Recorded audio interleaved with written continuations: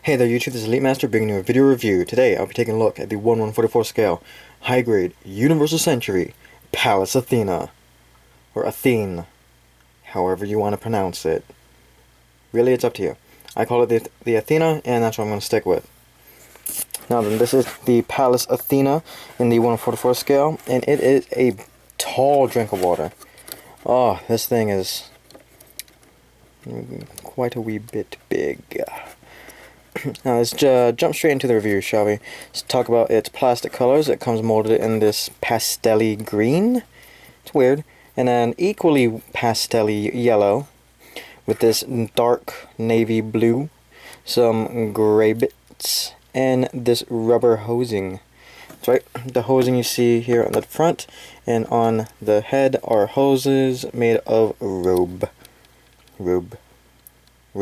That's what I meant to say, rubber. If my brain stopped working for a minute. And it's also here in the arms. I believe that's it for the rubber bits. And I'm thankful that they're rubber.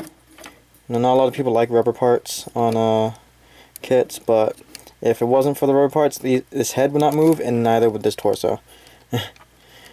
Now let's talk about its plastic colors we talked about already.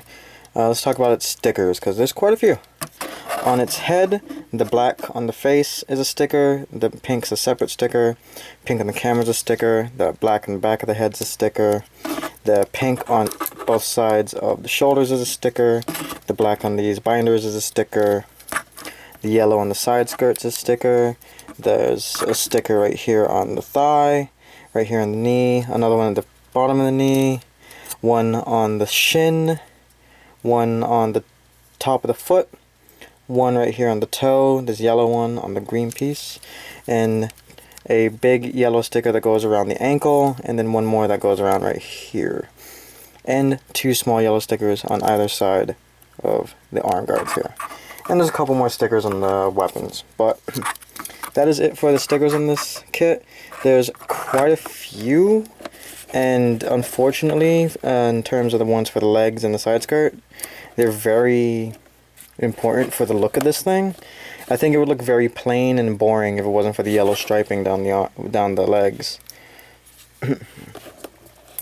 But you know, it's molded in there, so you can always paint it.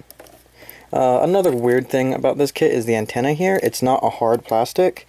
It kind of feels like a polycap-ish type of plastic. It's weird. So you got that going for you, and a little loose. You might want to glue it when you get it. Now then, for this kit's articulation, that's quite a bit considering its age. I can't remember flaking on the age of this kit right now. Just move this camera back a wee bit. Its head is on a double ball joint that can move forward and back a bit. Can look up and down. You have to be careful with the hoses. They will pop up out of their little slots. Can rotate around that way. If it wasn't for the hoses, it'd go 360. Its arms can go forward and back at that joint. They can rotate at this joint. The shoulder armor can move up and down. The arms can go out that far, which is pretty good. They can rotate right above the elbow, bending the elbow at one joint. Hands are on a ball joint, and these are wicked big hands. Its torso is, if I remember right, it's just a peg and just swivels. Again, be careful with the hoses. They will pop out of the little nipple slots here. The side skirts can move up and down on a peg and rotate forward and back a bit. The legs are on ball joints that can only go out that far. Bit disappointing, but I'll forgive it. Its legs can go forward that far, so makes up for that. And it goes backwards that far. There's a little bit of wiggle room in that ball joint, and its feet are double jointed. And if you get the ankle, not the ankle, the side skirt armor out of the way, you can get a decent, slightly more than 90-degree bend. So not a huge bend, but good enough. And its foot is in a ball joint that is angled this way, so you can get a bit of good tilt going on. A little weirdly angled, but you can do it. Just go forward and back a bit. Side to side a little, and we got the foot claws here that can move down like that. Unfortunately, the one at the toe can't really bend downward. It'd be awesome if it could, but the tip here can bend, but it can't really be used as an effective claw at this point, I think. I think if this part could move down too, it would be much nicer looking claw. A foot claw. And its binders on its back can move in and out of polycap joint here. So you can have them pointing forward a bit, and they can rotate up and down slightly. And, oh, also I forgot to point out that it does have red plastic all over it. It has red right here in the butt thruster, on the backpack, and in the forearms here on these beam emitters. And I'm really glad that this is a piece of plastic and not something you'll have to paint or a really, really bad sticker. I'm looking at you, Violent Custom. Now then, let's get on to this kit's accessories. On it, you see it has these beam emitters on its forearms right here, these beam cannons. Don't know the name of it, but it's cool. It's got those. And on these are all, can't remember if these are cannons or if they're missiles, but they all come off. They can be pegged on and off of the kit's wings. And I like to leave it on because it gives it this like, almost like angelic waves going on here. Almost like it's got a permanent, so what I'm looking for, permanent light ray going on behind its back. Really neat. And that's it for the stuff on it.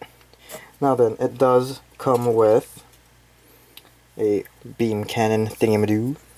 It's got a twin-barreled beam gun right here with an even bigger barrel right there. And it just kind of has these 4 stickers on it. This one, this one, this one, and this one. And it just pegs on right here in the back of the arm. And there you go. Bob's your uncle. It can do this. It can do that. So it's got like 4 beams on one arm. Pretty sick. And it also comes with a shield. An awesome little round shield. And a little bit of painting in here. But that's a nice yellow piece of plastic. Gray piece of plastic. And it slots in using this teeny tiny piece. And it'll go in that way. So you can put it on the back of the arm like that. Or this way. If you want it facing, see if you wanted to do this. And that'll peg into the arm, same as the other cannon. So it's got this really nice, I really do love the design of the Pallas Athena. It's very armor-esque. Almost like it's begging for like a Centurion paint job or something. And also, before I forget, on the inside there are 2 beam saber handles. They are the beam sabers with the, what's the word I'm looking for, like fluted tip. And it does come with 2 clear yellow beams, these standard 1/44 scale beams. I wish they were larger, because they're a little puny on this kit, considering its size, but it also comes with a holding hand that holds onto it very well at an angle. Looks very natural as it holds it. It has only the one holding hand for the right hand. So all of its weaponry is on its right hand, and it has a shield on the left, which I think has cluster missiles on the inside of it. Like, I could be mistaken, but I think those are missiles. Or grenades. Something that goes boom. Now then, I was talking about this guy's size, this kit's size, the whole time. And let me just show you an example of how big it is. Here it is next to the Zaku Origin type that I just reviewed, and it is much taller. The Zaku is an average size mobile suit, and this thing just towers above it so easily. Let me give you another example here. Here's the 00, which is a good height for a mobile suit. A little taller than, slightly taller than average, and it is still really dwarfed in height and in just sheer mass. But yeah, that is the Pallas Athena, an excellent model kit. Really fantastic. I love the design of this thing. The build was fun. You know, it was a neat build. It wasn't too complex, but also at the same time it did a few neat things. And really the Color separation could use some work. I really wish that these were plastic, the yellow here, but I understand why it's a sticker. Honestly, if I could change one thing on this, it would make the little domes right here a separate piece of plastic. But that's just me. Now then, that was the Palace Athena. I am the Leap Master, and I'll see you guys next time.